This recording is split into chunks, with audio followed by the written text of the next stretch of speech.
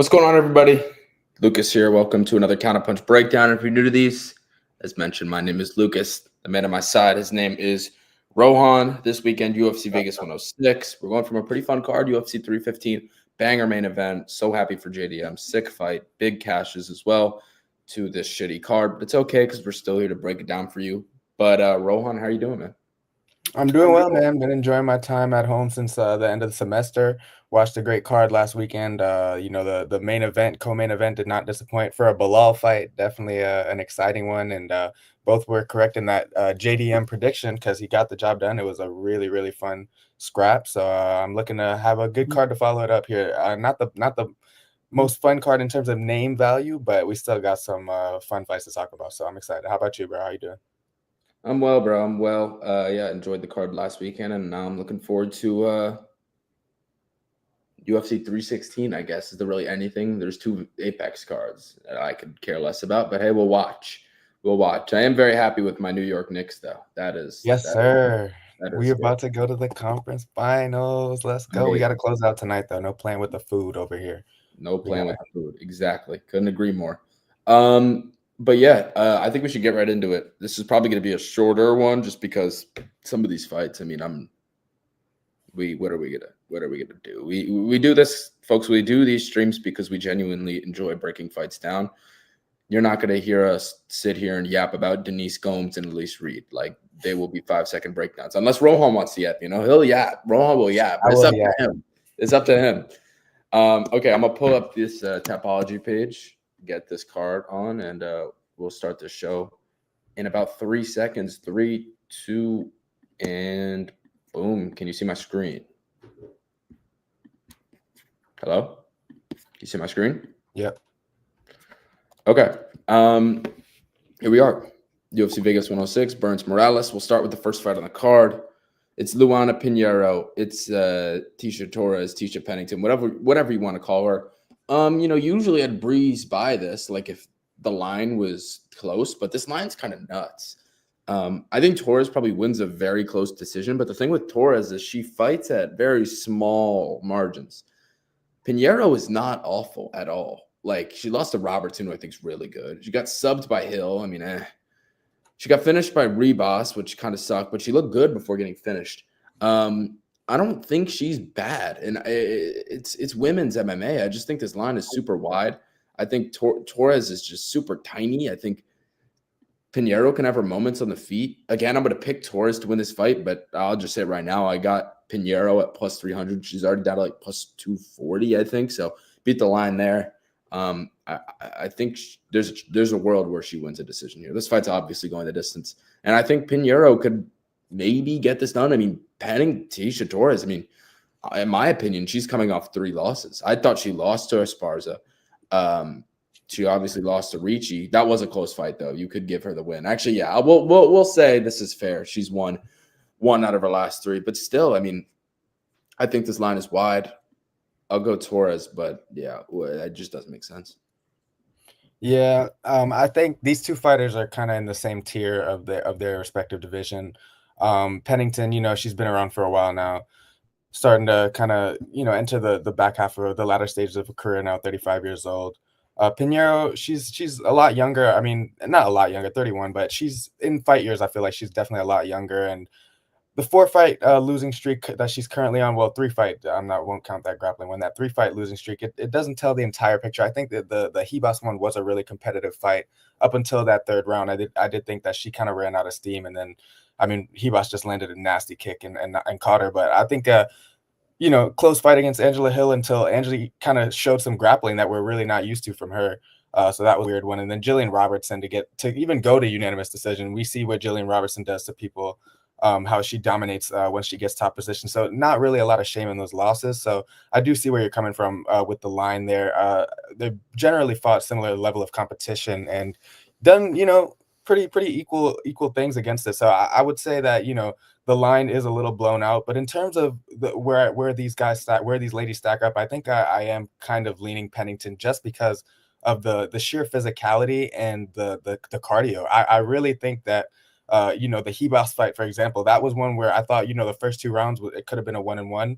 But that third round started and Nero looked gassed. She looked absolutely gassed. And, the same thing kind of happened against Jillian Robertson, but she's known to do that to people anyways.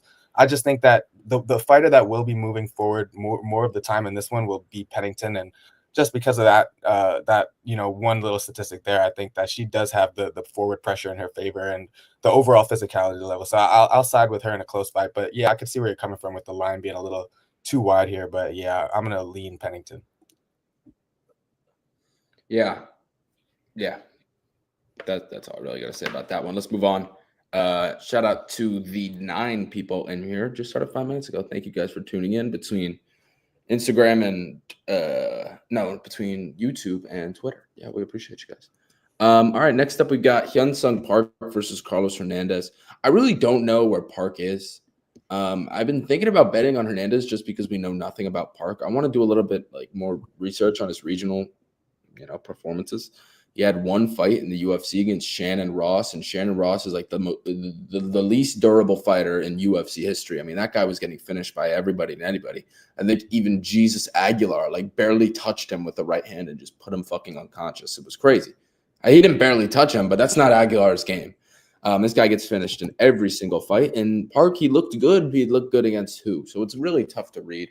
Carlos Hernandez, we know who he is, right? If we look at his last few fights. Had a close fight with Tumen Dembarel. Super, super close fight. It really could have gone either way. And then a loss to Ray Saruya, but he held his own. Didn't get submitted by the super talented submission artist. Tyra got knocked out. Obviously, no shame in that. Beats Bondar. Looks great in that fight. And then the Alan Nascimento fight. He got subbed, unfortunately. But I also think Nascimento is very, very good, although he barely fights.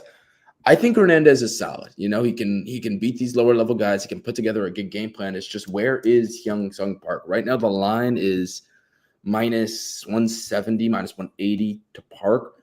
I feel like it's a little bit wide just because we don't know a lot about Park. We just don't.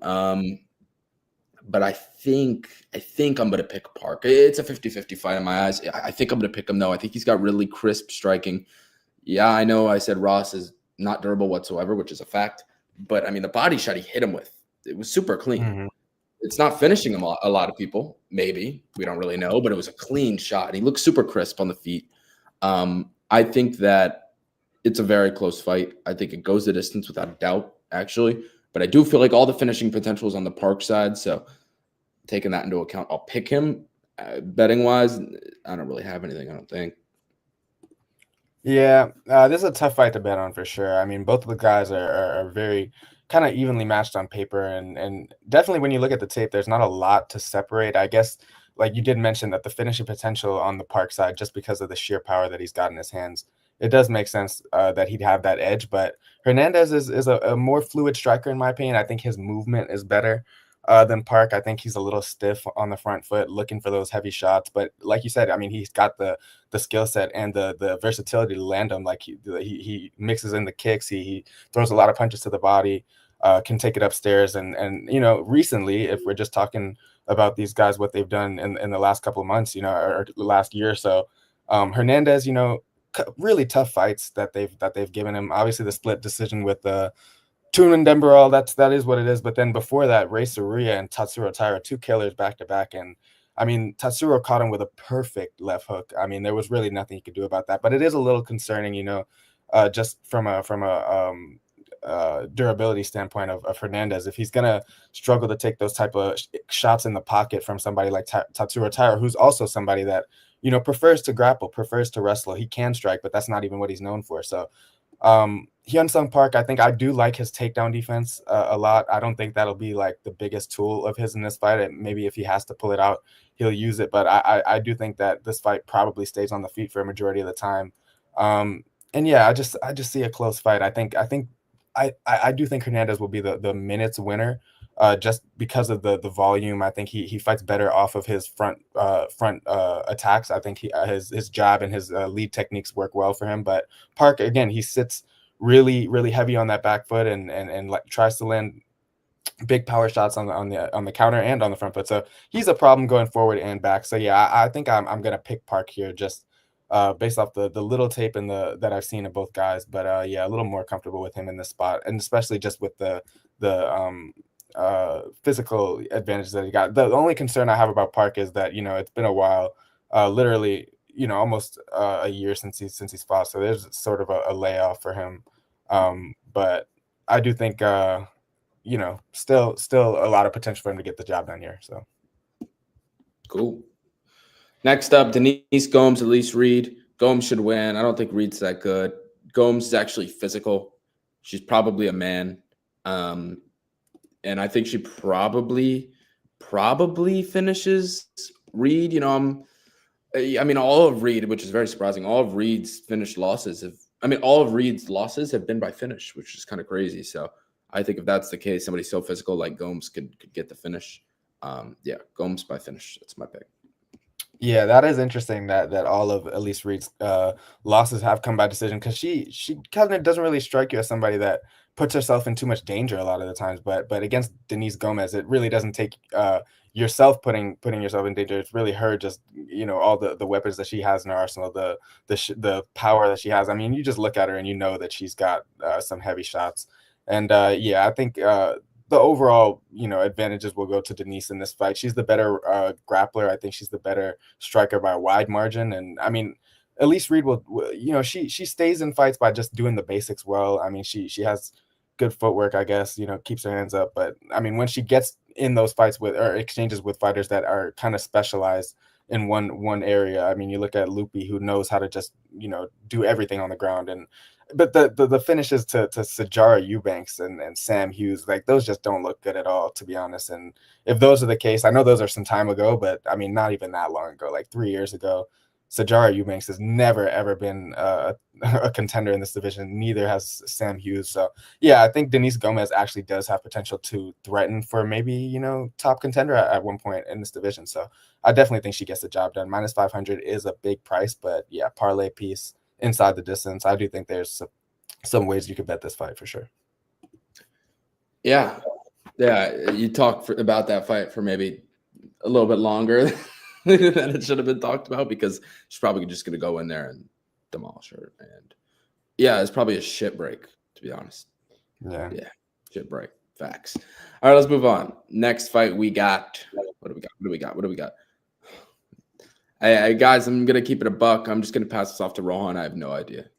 Hey, man, this is another one. It's just like the archetype of the fighters is so similar for Tainara Lisboa and Luana Santos. It's like, they'll both, high level grapplers, same kind of BJJ background, but can do enough on the feet to make contend. It'll be a very close fight, and I just see a split decision either way, to be honest. I think, I don't know, just how do you really separate these girls? I mean, based on the level of competition, maybe that's the one edge that I'd give to Santos, but not even by that much. I mean, Agapova, Egger, and O'Neal.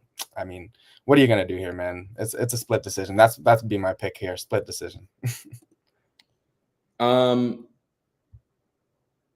Dude, I don't fucking know. It's just so similar. These ladies, they fight so similar. I think Lisboa does have a little better track record on the ground. Maybe she is more threatening with the submission game, but I mean, Santos, she's not going to be, eager to get it down there. She did look good in those exchanges against these lower tier fighters, but that's who these ladies are fighting. Neither of them have taken that next step. They're at the back of the division right now. So this is just one very, very low level fight that I won't be looking forward to at all. I'm gonna go Santos. I think just the younger fighter, probably getting better. Well, I don't know if Lisboa is. So give me Santos. Could care less. I'm sorry if that's boring, folks. This fight is, I mean, it's literally like tossing a coin. I mean, heads Santos, tails Lisboa. There you go. Because I mean, that's what it's gonna look like probably. And it's one of those ones. Okay, next fight. Connor Matthews versus Del Val. I'm actually looking forward to this fight. I think this is a banger. Matthews, I'll just say that Del Val is probably a good parlay piece for this week. If you want to lay minus 400s, I think I might. Del Val, no, he's not the most skilled fighter ever, but one thing he is dangerous. And Connor Matthews loves to get finished, man. He does not have the best durability. And honestly, I think he's probably one of, if not the worst featherweight on the roster right now. This is a featherweight fight, if I'm not mistaken. I mean, look, 95% of people are taking Del Val. This is a featherweight fight. I just think Del Val is just, he's too much of a threat anywhere. That his Contender Series fight, he just beat the shit out of this one dude who could like take every strike ever, but he just got his ass fucking beat. Yeah, if Del Val lands like a few of those strikes on Matthews, I think he's going down, and I think Del Val probably finishes here. If I can get a good inside the distance. See, the problem with this week is I really don't know what I'd even parlay that with. I know. What would I parlay that with? I don't think like, Denise Morales. maybe, but I'm not betting a minus 600 women's fighter. Like, I'm okay. Del Val fight ends ITD itself is plus 100. I don't think Del Val is getting finished at all. Del Val ITD is plus 140. That might be a look. I like Del Val. I think he finishes. I think Matthews probably crumbles.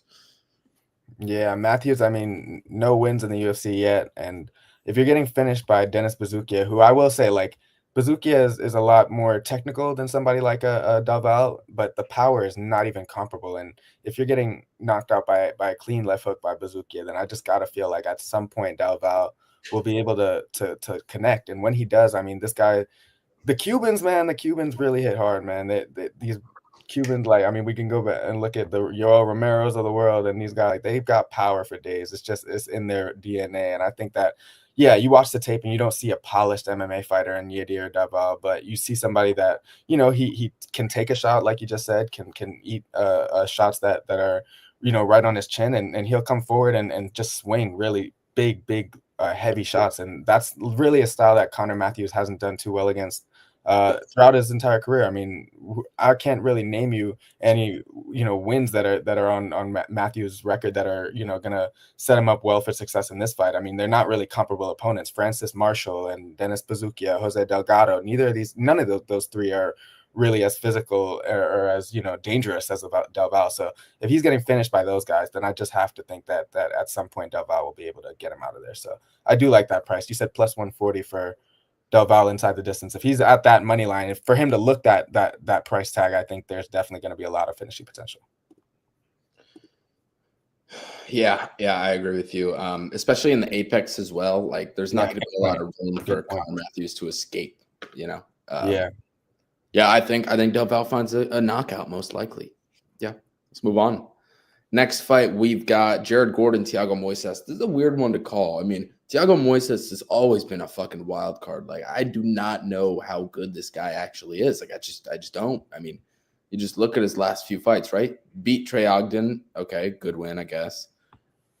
Loses to Klein. I expected that. Beats Mitch Ramirez, who's a can. Loses to BSD. Beats Melky Costa, which is like aging amazing, I guess, right? Mm-hmm. Like, he's fought a lot of decent guys. I mean, even the win against or the loss against Joel Alvarez doesn't even look that bad in retrospect. Like, there's some, I don't know. He is a tough fighter to gauge, definitely. Yeah, it's a tough one. I think if Moises gets on his back, it could be game over. But hey, on the feet, I think Jared Gordon's definitely live. I mean, Gordon is a good striker. It's weird. It's a weird striker, but he's a good striker. I thought he beat Hackbrast. I thought he beat Marco Madsen. I mean, he finished him in round one. I'm brain fart. The King Green fight, he was looking actually solid, and then the clash of heads puts him unconscious. Who went unconscious in that accidental clash of heads? Do you remember that? Between Gordon and Bobby. Do you remember? Bobby.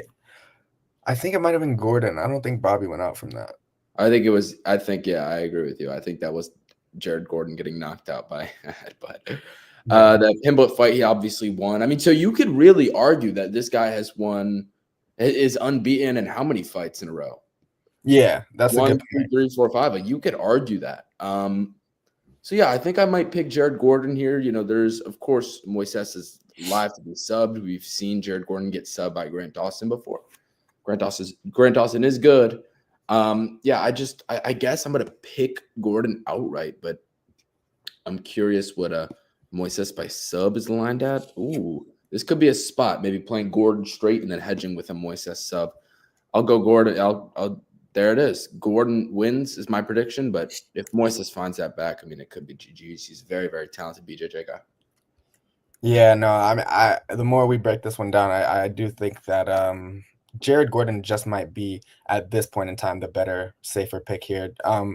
I've been pretty impressed though with Moises. I mean, he's fought guys like Islam and Bobby Green, Michael Johnson since he's been in the UFC. I mean, all the way back. He's been in the UFC since 2018, and I mean, Beneil Dariush. The list goes on. Like he's seen a lot of guys, and he's kind of just been up and down, you know. And when he sees that competition, that's a tier above him, he tends to have trouble getting over the hump.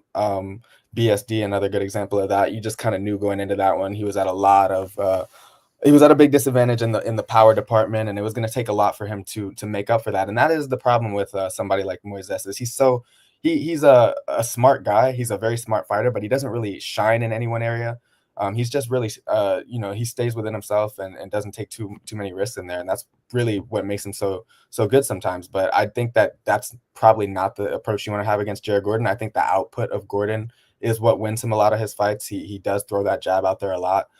His striking has been improving. I like what I've seen from him recently, especially, you just laid it out. I thought he definitely beat Paddy Pimblett. I think we can all agree on that. But even the fight against Nasrat Haqparast, that's very impressive. And I thought that he had a great chance to win that one. So yeah, on the feet, I think this will be close. But even on the ground, like once Moises does get a ground, I don't think Jared Gordon's the type to just lay there and accept bottom position. I do think that he'll fight and scramble to get back up and cause some problems for Moises. I mean, when's the last time he got submitted? Yeah, like you said, Grant Dawson, no shame in that. Round 3, he made it all the way. He had to fight a lot more attempts off than that. So I do think that, yeah, the better pick in this fight, just with the current momentum that these guys have. I think Jared Gordon is a good spot here. I don't know what the line is. Should be pretty close. Even. But yeah, it's even. Yeah. I like that. I think that should be pretty even. And I'm going to take Jared Gordon. I think it's a good spot for him. More ways. Yeah. I said my piece, so there it is. We are, 22 minutes in? Okay, we should be gooch here. Let's move on. Next fight. How many fights we got left? This is a feature prelim. Okay.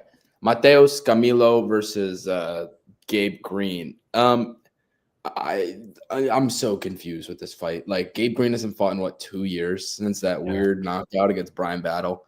Before that, actually looked good against Ian Gary. Made that fight, put up a fight. Was that the fight that did he put up a fight in that one? Or he did. He did put up a fight in that, right? Yeah. I think he did. Maybe. No, I'm pretty sure he did. He made things. Yeah. Regardless, I don't care anymore. He goes out there, does the stupidest shit against Ryan on his flat line. He also got eye poke. What the fuck? I don't know what he was thinking in that Brian Battle fight. He hasn't fought since.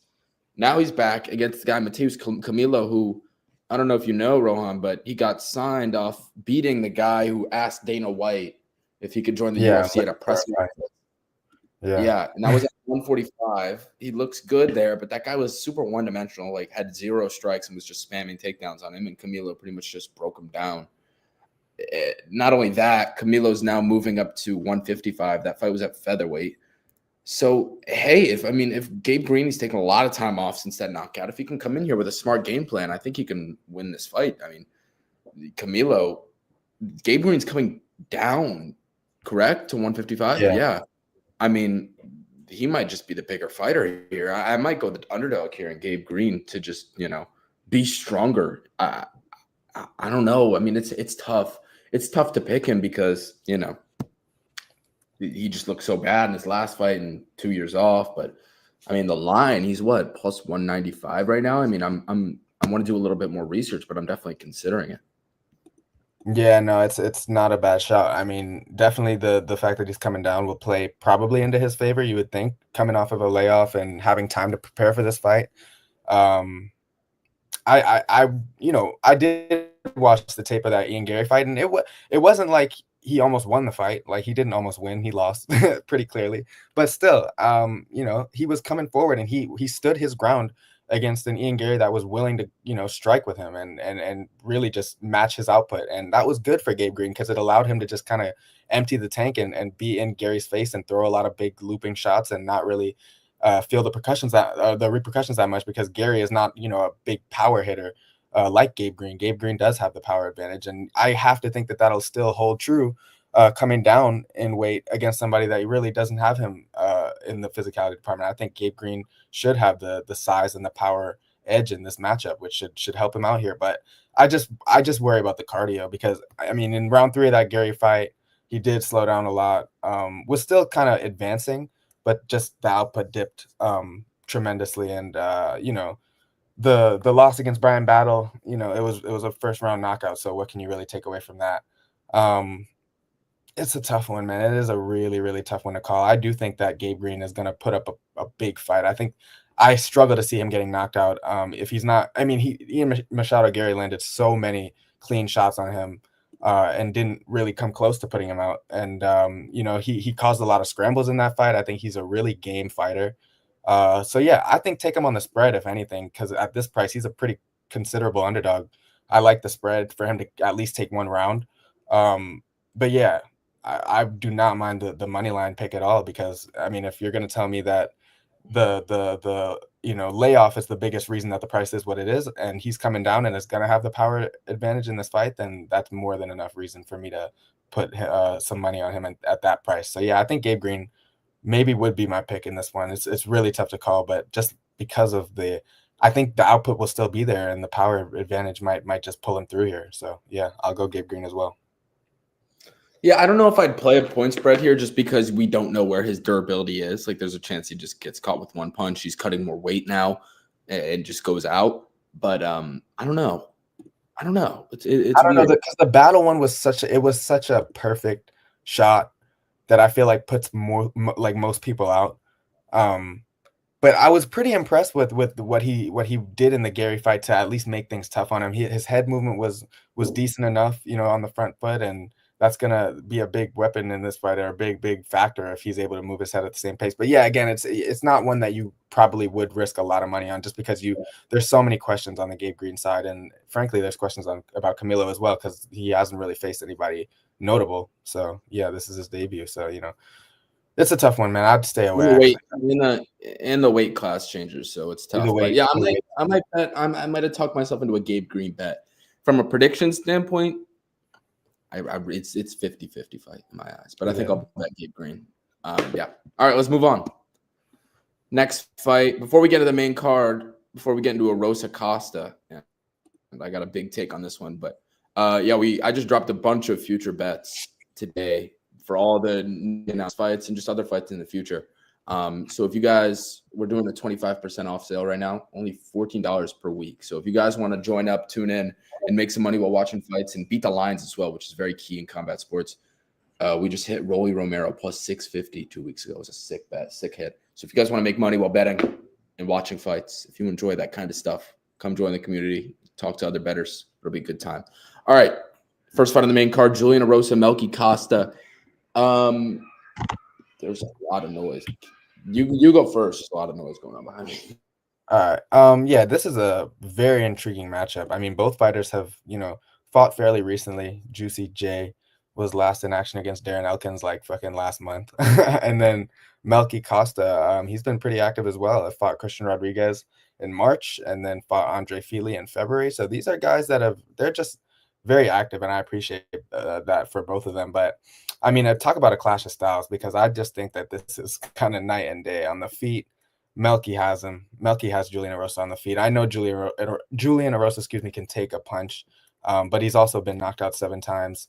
I don't trust his instincts at the same level as I once did. I think Melky is just a lot more accurate with his striking, a lot more versatile with his striking. He mixes up the kicks a lot better at this rate. So yeah, I'd give him a big edge on the feet, to be honest with you. But when the fight hits the mat, you just never know what to expect. I know that Julian Erosa is coming off of that first round, knockout of Darren Elkins, but I called that, Lucas called that. We all, if you were really doing your tape on that fight, you kind of knew where Darren Elkins was physically at this point in his career. He's not what he was, and that was actually a really good time to put those two together, and it favored Julian Erosa. But this is a lot different. I think still saying that, Melky, it's always tough with him, because he does a lot of the times find himself on his back, but also he does have submission game off of his back. He has decent enough jiu-jitsu to be able to hold up against some of these guys.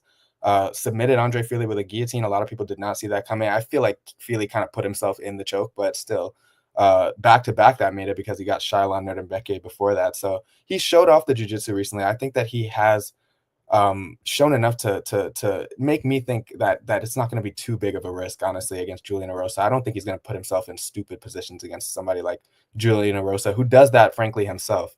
And yeah, I just think that the edge on the feet here for Melky is really going to be enough. I know Julian Erosa hits hard and Melky sometimes can get caught, but I do think that he's a lot faster.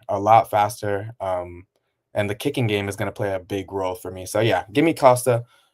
Give me Costa by shit. I'll take him by submission. I'll take him by club and sub. Honestly, I think he's going to hurt Erosa on the feet and then potentially find a submission on the ground. I could see a knockout as well. I just do think that Melky, this is a great spot for him. I don't know what the line is either for this one, but it's a very intriguing matchup though. You go ahead. I'm glad we're both. I like that. I said minus 175. I just looked at the odds. Costa minus 175. That's not that bad, honestly. I'm glad we're seeing this fight the same way. I have one of my biggest bets ever on Malquizael Costa in this one. And the worst part about it is most of the time, I'd say 98% of the times I bet fights, I beat the line, right? I bet Costa minus 200. Now he's minus 180. But I might add on even more to make him my biggest bet ever. I just don't. What are people seeing? Just because Elkins beat the shit out of a just because Erosa beat the shit out of a dead zombie Darren Elkins doesn't mean he's like God all of a sudden. The Christian Rodriguez fight was so weird. I don't know what the fuck Rodriguez was doing there. Just dives right in the guillotine. Ramos, I believe, hurts Erosa, then shoots a takedown and gets submitted. And then, I mean, Julian Erosa has no chin whatsoever. And Melky Costa just looks so fucking good recently. Beats Christian Rodriguez, looks great in that one. Dominates Andre Fili. Looked good against Nuerdanbeke. He's gotten so much better since these fights, man. So much better. I think this guy, I mean, he's really, really good. This could be a ranked fighter in the future right here. This line makes no sense. I think he should be minus 400. I think club and sub is a good look. I think there's a chance he just puts him out. I just think this guy's really good. And as you mentioned, both these guys staying active. But man, Melky, how many fights in the past year? I see him every freaking week at this point. 3 fights in 10 months. 3 fights in 10 months, and this will make this three. So this will be his 4th fight in 10 months, and 3rd fight in 2 months, which is just insane. Staying active. I think this guy's legit. And for those that aren't in the Discord, still come and join because we have a shit ton of bets out. But I'll tell you right now, this is probably might go down as my biggest bet ever. I don't understand the line. Yeah. There you go. Let's move on. Next fight. A few fights left to break down. Nursultan Ruziboev versus Dustin Stoltzfus. Before Ruziboev joined the UFC, I think he was like, no shit. I think he wasn't that good. I mean, we saw him just get kind of mauled by Buckley. But since that, I mean, he looked really good in that Makonico fight. I think he has gotten a lot better since he started training in the US, training in Philly with Sean Brady and Joe Pyfer. I mean, I think that's helped him a lot. And I know Stoltzfus actually has looked surprisingly okay recently, looked really good against Soriano. Lost to Bruno Ferreira. Was looking good up until he decided to put himself in a dumb brawl. And then knocked out Marc-Andre Burial, who's pre-steroids and had no chin. I think Ruziboev is just a more talented fighter here. I think he's taller. I think he can stick to his 1-2. And the line, I think, is a little wide. I don't think he should be this big of a favorite. Minus 300, I think, is kind of crazy. But I think he wins the fight just keeping his range, using his height and 1-inch reach advantage. But I think it'll be enough, to be honest. And I just don't see how Dustin Stoltzfus wins this fight, to be honest. That's what it comes down to. I just think Ruziboev is just a tiny bit better everywhere. Maybe Stoltzfus can get takedowns, but Ruziboev's a big boy training with really good fighters. I'm going to go Ruziboev here. Lines, don't really like it. Don't think I'll bet him, but confident pick. Yeah, I mean, the problem here is that, I mean, this is a a welterweight fight, but I mean, yeah, Stoltzfus is just not the same type of welterweight that Ruziboev is, that is the division I feel like with the most variety and size throughout the roster. And I think that, yeah, they're on the different ends of the spectrum here. Stoltzfus is more of a tactical guy. He'll play the cat and mouse game with you, make you think that you have an advantage and draw you in do something stupid like a spinning elbow or something like that, or he'll get caught by a spinning elbow as he got knocked out by Bruno Ferreira. Like this is at 185.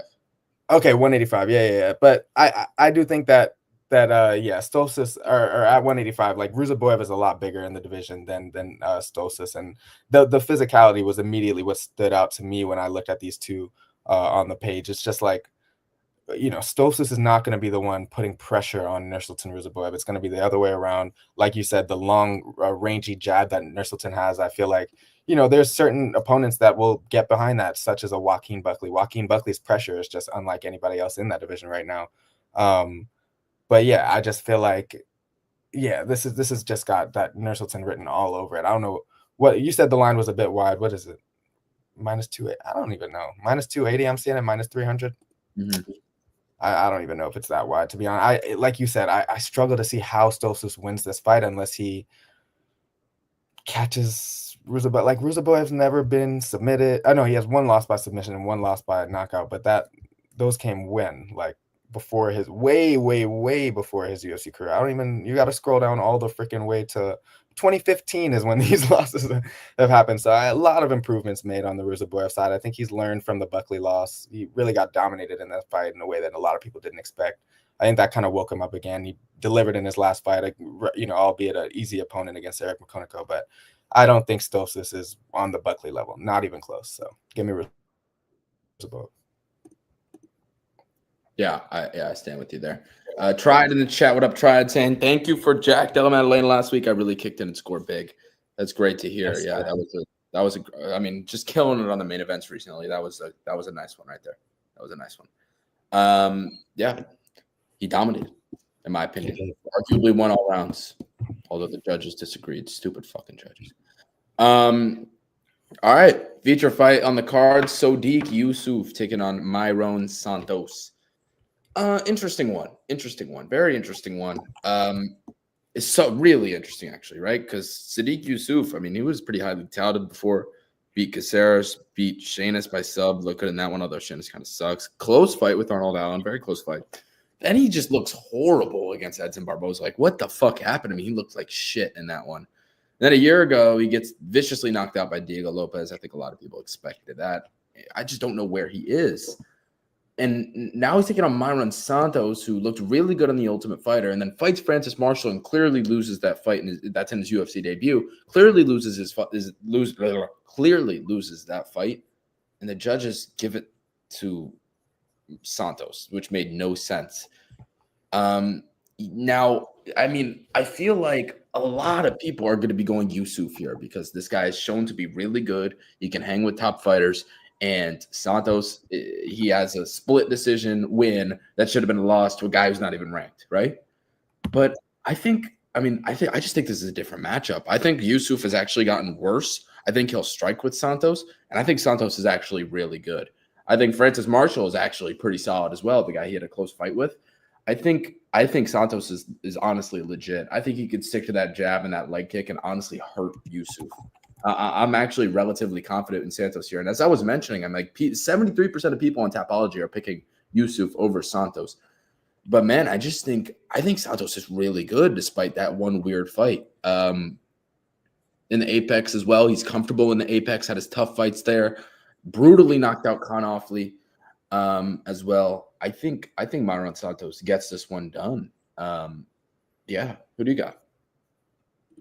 I'm with you, man. I'm actually with you 100%. I think Myron Santos, this is actually a good tailor-made fight for him because, you know, Marshall is somebody that he's durable in his own right, and he really is a smart guy. I'm actually a pretty decent fan of Francis Marshall in the way he fights because he doesn't really try too hard to take his opponent's head off. He will play that, you know, long game with you, and I think that's what got to Myron in the end and ultimately made it a closer fight than we expected. But still, you can't take away from Myron's fighting style and the way he operates in there because it does make a lot of sense. You know, he knows how much power he has in his hands, but he doesn't try to force the issue every time and try to go all out to get his opponent out of there. I mean, look at the way he knocked out Con Offley. It was on the counter, Con rushing at him and him just kind of catching him with a perfect left hook, sitting down on it beautifully and just putting it on the button. And that's kind of the shots that I think will be available against somebody like Sadiq Yusuf, who puts just a crazy amount of pressure on his opponents. It's always just him moving forward in a linear direction, just charging at you with these big shots or trying to, initiate some sort of wrestling exchange. I think that is kind of where Myron Santos is most comfortable, on the back foot. And kind of just waiting for his opponents to open their head up to his counter shots or to his big hooks, and that he's gonna have a lot of chances to do that in this fight against Sadiq Yusuf. I think that the wrestling is interesting because we haven't really seen Myron Santos at the UFC level yet tested by somebody with like passable wrestling. I do think that Sadiq Yusuf has decent wrestling. It's not the best, but he can use it when he needs to. He's gotten some decent submission wins against guys like okay, Don Shainis. How did he even fight Don Shainis? How do you go from Arnold Allen and Alex Caceres to Don Shainis? How did that happen? But I think he was scheduled to fight somebody else, and he was short notice. Okay. But yeah, like you mentioned, the Edson Barboza fight, it was just so weird. He just looked kind of lost in there during that fight, and Diego Lopez catching him, there's really no shame in that. We all expected it. I think, but Myron Santos kind of has that same sort of explosiveness that Diego Lopez has on the back foot, and that's kind of how he got finished against Lopez. So yeah, I'm gonna say Santos inside the distance. Actually, I think this is gonna be a high octane fight, largely on the part of Yusuf, who's gonna be pressing the action, trying to just get his offense off, and during that process, I think he's gonna leave himself open to some of Myron's big counters, and I think Santos can catch him. So I'm going to take Santos on the money line. I think it's good value there. And then also, if this fight does end on his side, I think he could finish it. So I'll take Santos by knockout. Boom. I'm with you. Santos by knockout. I mean, I could see him hurting him for sure, but will he get the knockout? I don't know. Yusuf just puts himself in so many dangerous positions. He's been hurt in a lot of fights that he hasn't been finished. I think Santos is such a killer when he feels that blood in the water. So it's definitely a risky one. But yeah, I like the straight pick on Santos in general. I think it's a good stylistic matchup for him. I'm gonna go Santos decision, but yeah, I like the bold pick though. Shout out to you. All right, co-main event time. By the way, am I lagging at all? Can you hear me? It says my Wi-Fi. No, you're good. I'm good. You're good for me. Yeah. Good. All right, we've got the co-main event: Paul Craig, Rodolfo Bellato. This is gonna be an all-out war. Bellato, I mean, weird fight against Jimmy Crute in his last one that ended in a draw. I think he should have. Come on, fight to Jimmy Crute. Oh, now you're lagging. Before that, almost got finished. Hello. Can you hear me? Mic check. You're just lagging a little bit. You're lagging a little bit for me. Okay, I'm gonna leave this and join back. You break this fight down. I'll start with this one. Paul Craig and Rodolfo Bellato. It's a tough one to call. I don't have the topology on my screen. Forgive me. We'll have to wait till Lucas comes back. But I'll still just give you guys the bare statistics here. Look, Paul Craig, how is anybody impressed with what he's done recently? This is a guy that is coming off of 3 losses in a row, and he's looked really bad in all 3. The loss against Brendan Allen just kind of outworked him, slowly grinded away and got the choke in round 3. Caio Barrio, I think it was a really big discrepancy that Paul Craig was at on the feet, and that came to fruition there. Caio Barrio just took his time with him. Round 2, didn't rush anything, and just again, it's the volume of Paul Craig, and even in his wins, I mean, he's kind of just waiting for his opponent to fuck up and put themselves on their back, and that's where, or on their get on the ground in some capacity, and that's how he does what he does. A lot of his wins are submissions. 13 wins by sub, only 4 by knockout. A weird one against Andre Muniz, but that's even more of a determined grappler than he is. So, that was like, who's going to actually, look to strike in that one? And it was Paul Craig. But again, that was 2023. This is now, I think Bellato's got a lot of momentum. How many wins in a row is this now? 4 in a row, dating back to the LFA days. But recently, since he's been in the UFC, only a win against Iho Protiria. Good win, got the finish. Poteria is really not that good, not even UFC caliber in my eyes. But Jimmy Crute, I do think that he, that was an interesting fight. I'm not going to lie. I did not see the tape on that fight. I remember it but vaguely. But I do think that Bellato, just physically, the power advantage, and the fact that Paul Craig doesn't throw anything, is Bellato going to get taken down? I really don't think so. Paul Craig doesn't really initiate takedowns more than he just opportunistically ends up on the ground. I think Bellato's just gonna keep this one on the feet and just do the better work, land the bigger shots. I probably see him knocking Craig out, to be honest. If Caio Barrios knocking you out, I gotta believe that Bellato can as well. I know that maybe not the same technical ability as Barrio, but still the power, the 1-2s, the clean shots that he's got on the feet. I think that Bellato will have enough to hurt Paul Craig and put him away. I might be going Paul Craig here. Sorry. I think this is a super close fight, and Bellato really hasn't proven me shit, like, at all. What has he done? Yeah, not really much. That's what I was saying. Poteria is not a UFC caliber opponent, but Paul Craig has just looked so And so bad. Poteria, like, finished him. 90% of refs are stopping that fight. You know that, right? I mean, Paul Craig loses to Bo Nickel. Like, I mean, I guess. But he didn't throw anything in that fight. Not a bad loss in that fight. Gets knocked out by Barrio, no shame in that. Gets finished by Allen, no shame in that. Looks solid against Muniz.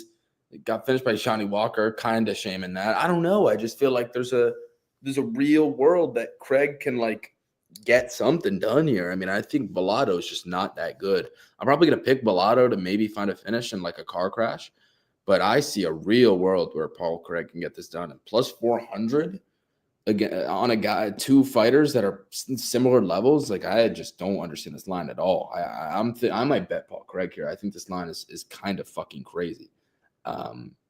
Yeah, I mean, it's tough. It's tough. It's complete opposites here. Paul Craig's fighting really good guys outside of Bo Nickel, of course, and Bellato's just fighting shit fighters, and then it's coming off a draw. Really weird fight.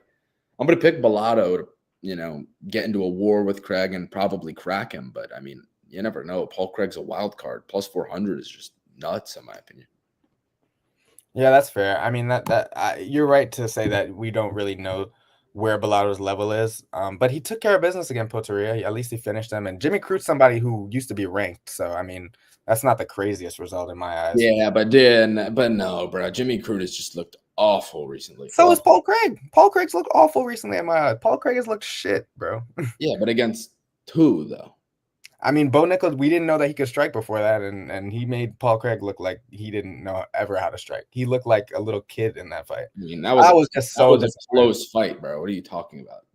Bo Nickel oh my gosh, Bo Nickel did the bare minimum. It was a close fight. It's a fact. Bo Nickel didn't dominate. He didn't make him look like a little kid. It was a close. Bo Nickel didn't do shit in that fight. He had more damage on his face than Bo Nickel did at the end of it. That's for sure. Did he, though? He definitely did, bro.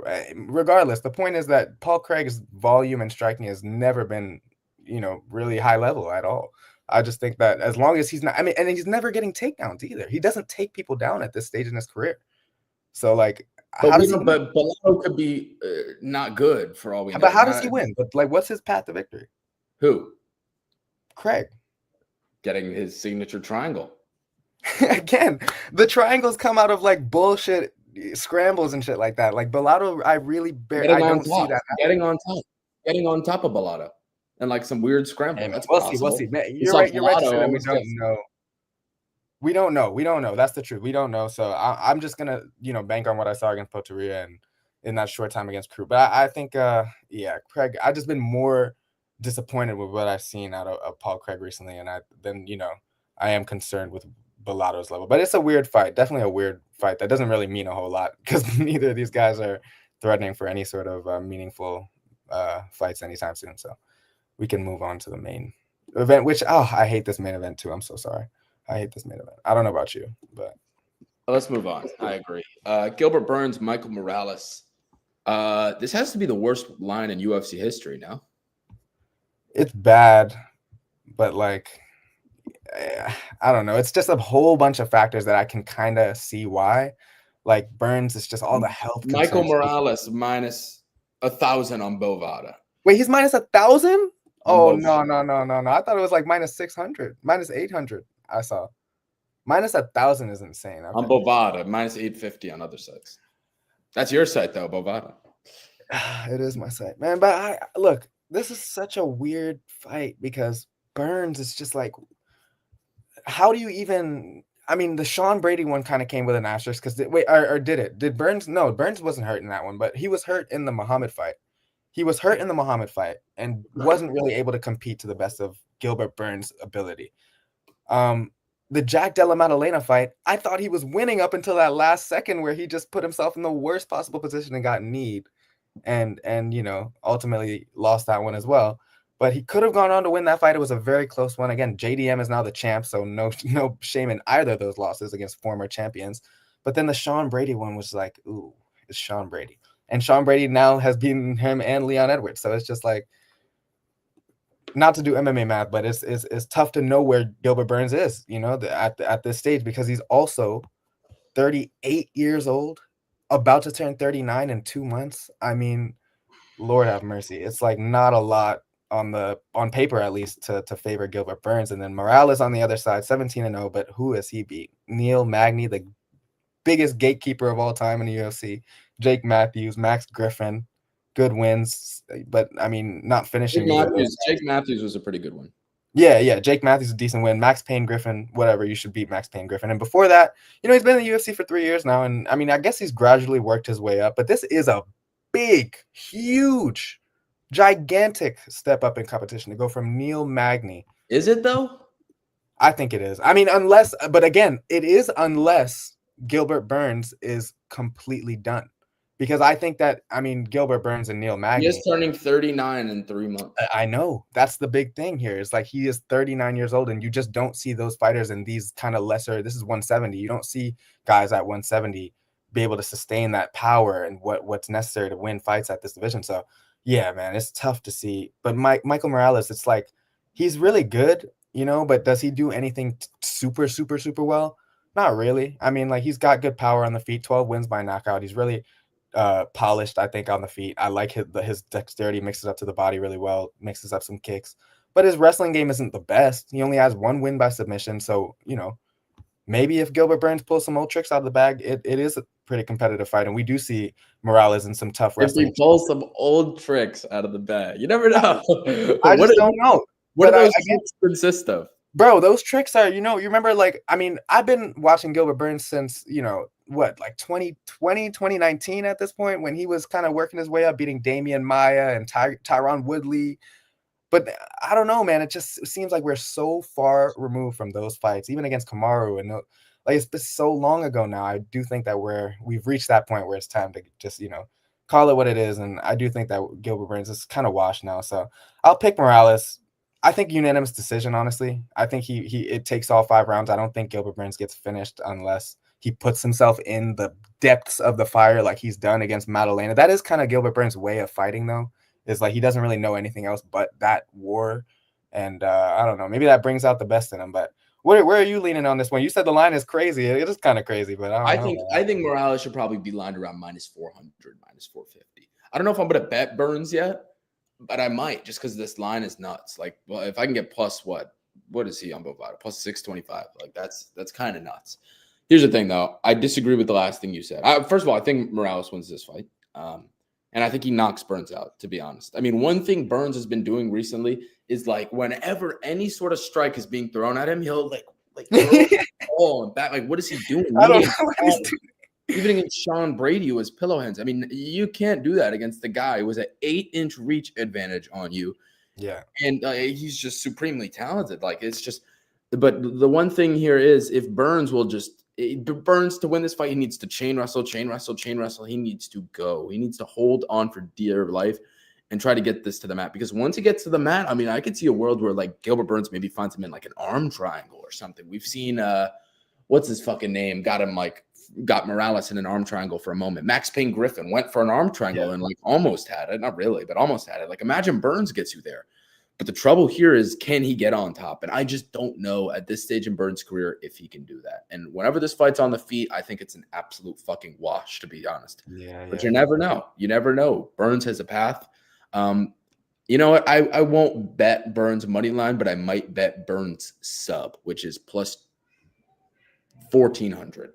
So that's a look. That's a look, in my opinion. What's Burns by arm triangle? I know they have specifics on BetMGM, probably like plus 10,000. Like, that might be a look if he somehow gets on top. To be honest, I don't think he does. I just think Morales is really, really athletic.